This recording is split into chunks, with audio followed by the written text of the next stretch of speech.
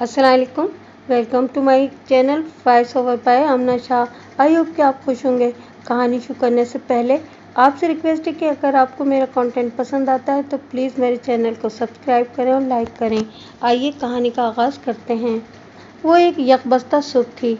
जनवरी का महीना करीबुल ख़त्म था, ताहम अभी तक माहौल और फ़िज़ा में सर्दी ने अपने पंजे गाड़ रखे थे। दिन तो ठंडा ठार होता ही था। रात को बर्फीली हवाएं रगों में खून मुंजमद करने का फरीज़ा नहायत जिम्मेदारी के साथ निभा रही थीं। इस पर मुस्तज़ाद ये कि जनवरी के आगाज़ से शुरू होने वाला बारिशों का सिलसिला भी गंडेदार जारी था, जिसके बाद ज़िंदगी जैसे एक जगह रुक सी गई थी। इस रोज़ मैं थाने पहुंचा तो बूंदाबांदी जारी थी। वक्फे वक्फे से थोड़ी देर के लिए बारिश तेज़ भी हो जाती थी और तेज़ हवा जिस्म को मफलूज करने लगती। इन दिनों मेरी रिहाइश थाने के अकबी हिस्से में वाक़ सरकारी क्वार्टर में थी, लेकिन अपने कमरे तक रसाई हासिल करने के दौरान में मैं बुरी तरह भीग चुका था। मैं जैसे ही अपनी कुर्सी पर बराए जमान हुआ, एक मुस्तैद कांस्टेबल ने कमरे में आकर मुझे सल्यूट किया और इज़्तिरारी लहजे में बोला, मलिक साहब, छोटे खान साहब बड़ी देर से आपका इंतज़ार में बैठे हुए हैं। जब मैं थोड़ी देर पहले अपने कमरे की जानिब बढ़ रहा था तो मैंने बरामदे में चंद अफराद को बैठे देखा था। इनमें एक औरत और बाकी मर्द थे।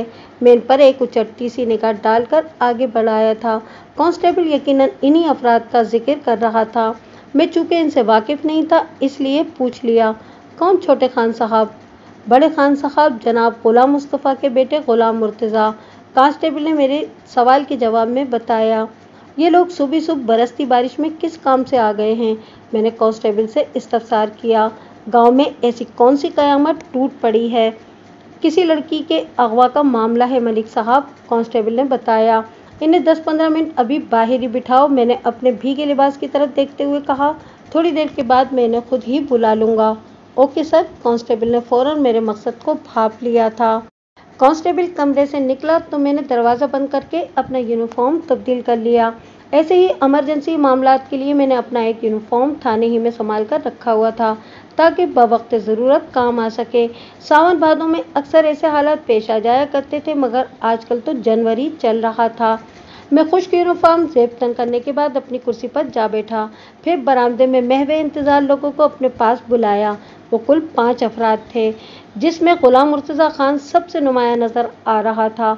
उसका पहनावा भी बाकी 4 अफराद की निस्बत शानदार और कीमती था। छोटा खान खासी मुतासिर कुन शख्सियत का मालिक था। बाकी चारों उसके रौब में लगते थे। ख़ास तौर पर इनमें शामिल एक अधेड़ उम्र शख्स की हालत कुछ ज़्यादा ही तशवीशनाक दिखाई देती थी। वो पांचों जब कमरे में आकर मेरे सामने बैठ चुके तो मैंने सवालिया नज़र से उनकी तरफ देखा। कांस्टेबल की ज़बानी में इतना तो जान चुका था कि वो लोग किसी लड़की के अगवा का मामला लेकर थाने पहुंचे थे, लेकिन ये मालूमात नाकाफ़ी थीं। मैं आने वालों की ज़ुबानी उनका मसला सुनना चाहता था। मैंने बारी बारी उनके चेहरों को तेज़ निगाह से टटोला और पूछा, हाँ भाई, क्या मामला है? थानेदार साहब, छोटे खान ने सबकी नुमाइंदगी करते हुए कतरे बरहमी से कहा, मलकों के पुत्र ने करमदीन की लड़की को अगवा कर लिया है। हम इस वाक़े की रिपोर्ट दर्ज कराने आपके पास आए हैं। मैं करमदीन हूँ जी, परेशान सूरत अधेड़ उम्र शख्स छोटे खान की तायीद करते हुए फरियादी लहजे में बोला। मेरी सोनी धी अगवा हो गई है सरकार। अब समझ में आया कि इस बंदे की हालत ऐसी गैर क्यों हो रही थी। मैंने मिस्किन सूरत करमदीन की आंखों में देखते हुए गहरी संजीदगी से पूछा, करमदीन, क्या नाम है तुम्हारी लड़की का? खालदा, वो भर्राई हुई आवाज़ में बोला। गांव में सब उसे खालू खालू कहते हैं। खालदा कब से गायब है? मैंने मकमूम बाप से सवाल किया। वो दुखी लहजे में बोला कि वो कल शाम से गायब है माई बाप। मैंने तो रो रो कर अपनी आंखें अंधी कर ली हैं थानेदार साहब, इनके साथ आने वाली फरबा अंदाम औरत ने रुहासी आवाज़ में बताया। जितनी जल्दी हो सके आप मेरी खालू को ढूंढ निकालें जी, वरना मैं तो रोते रोते अपनी जान ही दे दूंगी। इस सेहतमंद औरत का नाम ज़किया बीबी मालूम हुआ।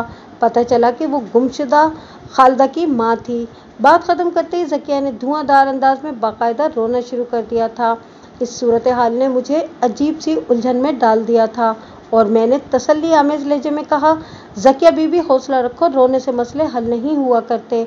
मैं जल्द से जल्द तुम्हारी बेटी को बाजियाब करा लूँगा। जनाब, हम लोग जीते जी मट्टी में उतर गए हैं, करमदीन ने दिल गिरफ्ता आवाज़ में कहा। मेरी जवान धी गायब हो गई है, मेरी तो नाक कट गई ना थानेदार साहब। लड़की गायब हुई है और ना ही गुम हुई है। छोटे खान साहब ने बरहमी से कहा, थानेदार साहब, ये तो सीधा साधा अगवा का मामला है। खालदा को मलकों के लड़के फरीद ने अगवा किया है। आप फरीद के खिलाफ अगवा की रिपोर्ट दर्ज करके कार्रवाई का आगाज करें। और जनाब, लम्हाती तवक्कुफ करके उसने गहरी सांस ली, फिर अपनी बात मुकम्मल करते हुए बोला, मुजरिम हर सूरत में मुजरिम होता है, इसके साथ कोई रियायत नहीं करनी चाहिए। मुझे ये अंदाज़ा करने में ज़रा सी भी दिक्कत महसूस ना हुई कि छोटा खान किस फ्रीक्वेंसी पर बोल रहा था। इसका अंदाज़ मुझे नागवार गुजरा और मैंने उसकी आंखों में झांकते हुए कड़े लहजे में सवाल किया, खान जी, आपकी बात का मतलब क्या है? मेरा ख्याल है आप मतलब तक तो पहुंच ही गए होंगे। वो मायनाखेज़ अंदाज में बोला, आप एक समझदार और तजर्बेकार थानेदार हैं। मैं तो आपकी बात का मतलब अच्छी तरह समझ गया हूँ, मैंने एक एक लफ्ज़ पर जोर देते हुए कहा, लेकिन लगता है आपको मेरे हवाले से कोई बदगुमानी हुई है। मेरे लहजे में बला की काट थी। वो जुज़बुज़ होकर रह गया, ताहम कुछ बोला नहीं। मैंने अपनी बात को आगे बढ़ाते हुए कहा, खान जी, जब मैं इस कुर्सी पर आके बैठता हूँ ना, तो ज़ात पात और बिरादरी और रिश्तेदारी जैसे सारे ताल्लुक नाते मेरे दिलो दिमाग में मौजूद नहीं होते। मैं किसी मुजरिम को कोई ख़ास रियायत देने या किसी बेगुनाह के साथ खामखा की दुश्मनी करने का कायल नहीं हूँ। लिहाजा इस ख्याल को जहन से झटक दें कि अगर कोई मुजरिम मलिक बिरादरी से ताल्लुक़ रखता है तो मैं उसके साथ किसी किस्म की नरमी का बर्ताव करूँगा, और अगर वो कोई खान बहादुर है तो मैं उसके साथ सख्ती अपनाऊँगा। उम्मीद है मेरी बात बहुत अच्छी तरह आपकी समझ में बैठ गई होगी। मेरा आखिरी जुमला तंज में बुझा हुआ था। वो बमुश्किल तमाम बर्दाश्त का मुजाहरा करते हुए बोला, बस थानेदार साहब, मैं तो ये चाहता हूँ कि इंसाफ के तकाजे पूरे हों। इंशाअल्लाह, मैंने पुरवसूख अंदाज में कहा, जहाँ तक मेरा इख्तियार और दस्तरस से इंसाफ ही होगा। अल्लाह के हुक्म से मैं बहुत जल्द करमदीन की बेटी को ढूंढ निकालूंगा और इसे अगवा करने वाले शख्स को इबरतनाक सज़ा दिलवाने के बाद ही सुकून की सांस लूँगा। मैं तो फरीद के टोटे करके भूखे कुत्तों के आगे डाल दूंगा। उनमें मौजूद एक नौजवान ने तेश के आलम में कहा, एक बार वो मेरे खत्ते चढ़ जाए, उसकी वो हालत करूंगा कि सोते जागते उसकी ज़ुबान पर एक ही नाम होगा, अच्छू जट, अच्छू जट। मैंने इस जोशीले नौजवान की धमकी आमेज बातों को नज़रअंदाज करते हुए कदरे सख्त लहजे में इस्तफसार किया, बरखुरदार अच्छू जट तुम ही हो? जी थानेदार साहब, वो सीना फुलाते हुए फखरी अंदाज में बोला, मेरा नाम असलम उर्फ अच्छू जट है। लोग तो मेरा नाम सुनकर ही खौफजदा हो जाते हैं। इस चूहे कमजात फरीद की हिम्मत कैसे हुई मेरी बहन को मैली नज़र से देखने की? मैं तो इसकी दोनों आंखें निकाल कर हाथ में रख दूंगा इसके। अच्छू की गुफ्तगू से मुझे अंदाज़ा लगाने में कतन कोई दुश्वारी महसूस ना हुई कि वो गुमशुदा लड़की खालदा का भाई था। अगरचे इसकी बातचीत का अंदाज खासा बदमाशियाना और गुंडागर्दाना था, और मैं अगर चाहता तो एक दबका मारकर उसे चुप करा सकता था, लेकिन किसी किस्म का जारहाना रवैया इख्तियार करने के बजाय मैंने मोतदिल लहजे में कहा, अच्छू जट, अगर तुम्हें कानून को हाथ में लेने का इतना शौक है तो फिर मेरे पास क्यों आए हो? जाओ खुद ही अपनी बहन को तलाश कर लो। पर कुछ पता तो चले ना जी। वो गुस्से और बेबसी की मिली जुली कैफियत के साथ बोला कि वो शैतान का बच्चा फरीद गया कहाँ है? ओए अच्छू, मुर्तज़ा खान ने हाथ उठाकर ठहरे हुए लहजे में कहा, तू चुप करके एक तरफ बैठ जा और अपने दिमाग को ठंडा रख। मैं साथ आया हूँ तो थानेदार से मुझे ही बात करने दे। अच्छू पुत्र, खान साहब बिल्कुल ठीक कह रहे हैं, ज़किया बीवी ने मसलहत आमेज़ लहजे में कहा। वो जब बात कर रहे हैं तो तुम्हें बोलने की क्या ज़रूरत है? तू सब्र कर, सब ठीक हो जाएगा। मग़वी या गुमशुदा खालदा की माँ की हिमायत पाकर मुर्तज़ा खान कुछ और चौड़ा हो गया। बराह रास्त मुझसे मुखातिब होते हुए उसने कहा, थानेदार साहब, आप फरीद के खिलाफ पर्चा काटें। उसका लहजा खासा खरा था। ये दिन दहाड़े कैसी अंधेर मची हुई है। अब तो गरीब आदमी का इज्जत से जिंदा रहना भी मुश्किल हो गया है। छोटे खान की गुफ्तगू मुझे हद से ज़्यादा नागवार गुजर रही थी। अपनी खफगी और गुस्से को दबाते हुए मैंने कहा, खान साहब, आप थोड़ी देर के लिए बाहर बरामदे में जाकर बैठे, मैं ज़रा तन्हाई में लड़की की माँ बाप से बात करना चाहता हूँ। फिर मैंने कांस्टेबल को बुलाकर कहा, नूर शाह, छोटे खान साहब को इज्जत से बरामदे में बिठा दो और इनका ख़ास ख्याल रखना, मुझे कोई शिकायत नहीं मिलना चाहिए। फिर मैं दोबारा मुर्तज़ा की जानिब मुतवज्जा हुआ और कहा, खान साहब, आपको ज़्यादा देर इंतज़ार नहीं करना पड़ेगा, मैं 10-15 मिनट में फ़ारिग हो जाता हूँ, फिर आपसे बात होगी। अगरचे मुर्तज़ा खान वहाँ से हटने का कोई इरादा नहीं रखता था, ताहम वो मेरे तेवर देख चुका था, लिहाजा उसने अड़ी नहीं की और मायनाखेज नज़र से मुझे घूरते हुए कमरे से निकल गया। इसके साथ ही मैंने बाकी अफराद में से करमदीन और ज़किया बीवी को रोककर दीगर को बाहर भेज दिया। फिर मैं करमदीन की जानिब मुतवज्जा हो गया। अब बताओ मुझे, तुम इतने यकीन के साथ कैसे कह सकते हो कि मलकों के लड़के फरीद ही ने तुम्हारी बेटी को अगवा किया है? कोई सबूत है तुम्हारे पास? सबूत तो कोई नहीं सरकार, वो रोनी सूरत बनाकर बोला। पूरा इलाका जानता है थानेदार साहब, ज़किया अपने शौहर की मदद करते हुए बोली। फरीद ने हमारी ज़िंदगी ख़राब कर रखी थी और उसने खालों के अगवा की धमकी भी दी थी। इस धमकी की वजह? मैंने ज़किया से इस्तफसार किया। क्या फरीद की तुम लोगों के साथ कोई दुश्मनी वगैरह थी? नहीं जनाब, दुश्मनी तो कोई नहीं थी, करमदीन ने बताया। किसी दुश्मनी के बगैर कोई किसी को धमकी नहीं देता। मैंने घूरकर करमदीन की तरफ देखा। मुझे लगता है कि तुम मुझसे कुछ छुपाने की कोशिश कर रहे हो। मैं बताती हूँ जी, ज़किया जल्दी से बोली। दरअसल फरीद खालू से शादी करना चाहता था, हमने इस रिश्ते से इनकार कर दिया तो वो हमारा दुश्मन हो गया, जबकि हम खालों का रिश्ता अपने रिश्तेदारों में करना चाहते थे और इसके मामूज़ात से इसकी मंगनी भी कर दी थी, करमदीन ने बताया।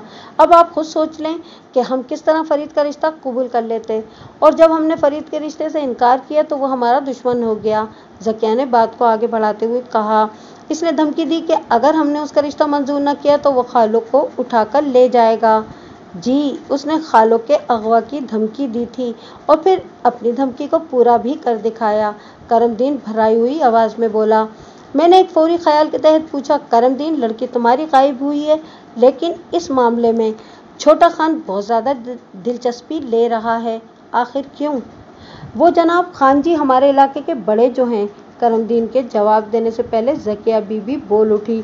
खान जी हमारा बहुत ज़्यादा ख्याल रखते हैं। मुझे ये अंदाज़ा कायम करने में कोई दुश्वारी महसूस न हुई कि करमदीन की बनिस्बत इसकी बीवी खासी होशियार थी। जब मेरा इससे सामना हुआ था तो वो अपनी बेटी को लेकर आंसू बहा रही थी। हत्ता कि उसने यहाँ तक कह दिया था कि अगर मैंने पहली फुर्सत में उसकी बेटी को ना ढूंढ निकाला तो वो रो रो कर अपनी जान दे देगी, लेकिन अब वो काफ़ी संभली हुई दिखाई देती थी। मैंने कहा, ठीक है, तुम लोग इत्मीनान रखो, मैं बहुत जल्द खालदा और खालों को ढूंढ निकालूंगा। बस इस काम के लिए मुझे तुम्हारे ताउन की ज़रूरत है। कैसा ताउन थानेदार साहब? ज़किया ने सवालिया नज़र से मेरी जानिब देखा। इन तमाम लड़कियों के नाम मुझे नोट करा दो जिनके साथ खालों का ज़्यादा मेल जोल था। मैंने कहा, मैं इनसे भी पूछताछ करना चाहता हूँ। माई बाप खालों की तो बस एक ही सहेली है, करमदीन ने बताया, इसहाक तरखान की बेटी कुलसुम। खालों का ज़्यादा मिलना जुलना इसी कुलसुम के साथ ही था। कुलसुम खालू की गुमशुदगी के बारे में क्या कहती है? मैंने बारी बारी इन दोनों के चेहरों का जायज़ा लेते हुए सवाल किया। वो भी कुछ नहीं जानती, करमदीन ने बताया। मैं मज़ीद 10-15 मिनट तक इनसे सवाल जवाब करता रहा, फिर इस तसल्ली के साथ इन्हें थाने से रुखसत कर दिया कि मैं बहुत जल्द इनकी बेटी को बाजियाब करा लूँगा। छोटे खान, गुलाम मुर्तज़ा के रवैये से मुझे काफ़ी कोफ्त हुई थी और मेरा जहन इसकी ज़ात के हवाले से शकूक व शुबहात का शिकार हो गया था। करमदीन एक आम सा आदमी था और खान बनफ्से नफीस इसकी बेटी के अगवा की रिपोर्ट दर्ज कराने थाने आया था। न सिर्फ वो इन लोगों के साथ आया था, बल्कि बार बार इसने इस अम्र पर भी जोर दिया था कि मैं मलकों के लड़के फरीद के खिलाफ अगवा का पर्चा काटूं। मेरे मोहतात अंदाजे के मुताबिक छोटे खान की आमद का सबब दो में से कोई एक हो सकता था। अव्वल ये कि उसका कोई मफाद करमदीन की फैमिली के साथ जुड़ा हुआ था, दोयम ये कि मलकों से उसकी कोई ज़ाती दुश्मनी थी। बहरहाल दाल में कुछ काला ज़रूर था। मैंने एक कांस्टेबल को इसहाक तरखान की जानिब रवाना कर दिया और कहा कि वो इसहाक और इसकी बेटी कुलसुम को थाने ले आए ताकि खालों की तलाश का आगाज़ किया जा सके। इस काम से निपट कर मैं बैठा ही था कि कांस्टेबल ने आकर मुझे बताया कि 2 अफराद मुझसे मिलने आए हैं। मैंने फ़ौरन इन्हें अपने पास बुला लिया और कांस्टेबल से पूछा, क्या छोटा खान अभी तक बाहर ही बैठा हुआ है? नहीं मलिक साहब, कांस्टेबल ने नफ़ी में गर्दन हिलाते हुए जवाब दिया, वो तो काफ़ी देर पहले चले गए थे। मैंने तो उसे बाहर बैठने को कहा था। मेरे लहजे में उलझन दर आई। कहाँ चला गया वो? ये पता नहीं मलिक साहब, लेकिन वो आपसे खासे खफा नज़र आ रहे थे, कांस्टेबल ने बताया। कह रहे थे कि ये थानेदार खुद को समझता क्या है, अभी से पता नहीं कि मेरी पहुंच कहाँ तक है। लम्हाती तवक्कुफ करके उसने एक गहरी सांस ली, फिर बात मुकम्मल करते हुए बोला, वो तो करमदीन के जाने से पहले ही पाँव पटकता हुआ थाने से निकल गया था। یہ تو ٹھیک ہے کہ میں مرتضیٰ خان اور اس علاقے کے دیگر افراد کے بارے میں زیادہ نہیں جانتا تھا، اور اس کا سبب یہ تھا کہ اس تھانے میں میری تعیناتی کو ابھی چند روز ہی ہوئے تھے۔ باقی جہاں تک چھوٹے خان کی پہنچ کا تعلق تھا تو یہ تو ہاتھوں میں ہاتھ پڑنے کے بعد ہی پتہ چل سکتا تھا، اور چھوٹے خان نے اس پنجہ آزمائی کا آغاز کر دیا تھا۔ جن دو افراد کی آمد کا ذکر کانسٹیبل نے کیا تھا، ان میں سے ایک مرد اور دوسری عورت تھی۔ وہ چہروں سے کافی پریشان دکھائی دیتے تھے۔ میرے استفسار پر انہوں نے بتایا کہ ان کا بیٹا کہیں گم ہو گیا ہے اور وہ اس کی گمشدگی کی رپورٹ درج کرانے آئے تھے۔ تھانے دار صاحب، کرامت علی نے فریادی لہجے میں بتایا، کل رات سے میرے بیٹے کا کچھ پتہ نہیں چل رہا۔ تمہارے بیٹے کا کیا نام ہے؟ میں نے ایک فوری خیال کے تحت اس سے پوچھا۔ فرید نام ہے میرے بچے کا، اس کرامت علی کی بیوی دلشاد نے جواب دیا، اور میرا شک ذکیہ پر ہے۔ اوہ! میں ایک گہری سانس لے کر رہ گیا، پھر پوچھا، تم خالو کی ماں ذکیہ کی بات کر رہی ہو نا؟ جی جی وہی۔ وہ جلدی سے اسبات میں گردن ہلاتے ہوئے بولی، میرا بیٹا اسی عورت نے غائب کروایا ہے، آپ اس کے خلاف رپورٹ درج کریں جناب۔ تھوڑی دیر پہلے ذکیہ، کرم دین، اچھو اور مرتضیٰ خان یہاں سے گئے ہیں، میں نے ٹھہرے ہوئے لہجے میں کہا، اور ان لوگوں کا خیال ہے کہ تمہارے بیٹے نے خالو کو اغوا کر لیا ہے۔ وہ بھی تمہارے بیٹے کے خلاف خالو کے اغوا کی رپورٹ درج کرانے آئے تھے۔ یہ سراسر جھوٹ ہے تھانے دار صاحب، کرامت علی نے منت ریز لہجے میں کہا۔ فرید اس قسم کا لڑکا نہیں ہے، اغوا تو بہت بڑا جرم ہے، وہ اتنے سنگین کام کے بارے میں سوچ بھی نہیں سکتا۔ ہر ماں باپ کا یہی خیال ہوتا ہے کہ اس کی اولاد کسی فرشتے سے کم نہیں، میں نے معتدل انداز میں کہا۔ بہرحال یہ بتاؤ کہ تمہارا بیٹا کیا کام کرتا ہے؟ وہ جی مرتبان اور پیالیوں کے کارخانے میں کام کرتا ہے، اس نے بتایا۔ کارخانے کا نام؟ میں نے پوچھا۔ حجاز پاٹری۔ اوہ! میں نے ایک گہری سانس خارج کی۔ وہ پاٹری میں کام کرتا ہے؟ وہ بیام بناتا ہے جی، دلشاد نے جواب دیا۔ وہ چاک کا بہت اچھا کاریگر ہے۔ حجاز پاٹری اور افضل پاٹری پہلو بہ پہلو جی ٹی روڈ پر واقع تھیں۔ یہ مٹی کے برتن بنانے کے کارخانے ہیں، اور میری معلومات کے مطابق یہاں پر کپ، فریج، پیالیاں، مگ اور بیام مرتبان تیار کیے جاتے تھے، اور یہ سارا کام ہاتھ سے چلائے جانے والے چاک پر ہی کیا جاتا تھا۔ وہ فیکٹری سے گھر کب آتا تھا؟ میں نے پوچھا۔ اس کی ڈیوٹی صبح 8 سے 4 بجے تک ہوتی ہے، کرامت علی نے بتایا۔ 10-15 منٹ میں وہ گھر پہنچ جاتا تھا۔ مطلب یہ کہ وہ 4:15 بجے گھر آ جاتا تھا، میں نے کرامت کی آنکھوں میں دیکھتے ہوئے کہا۔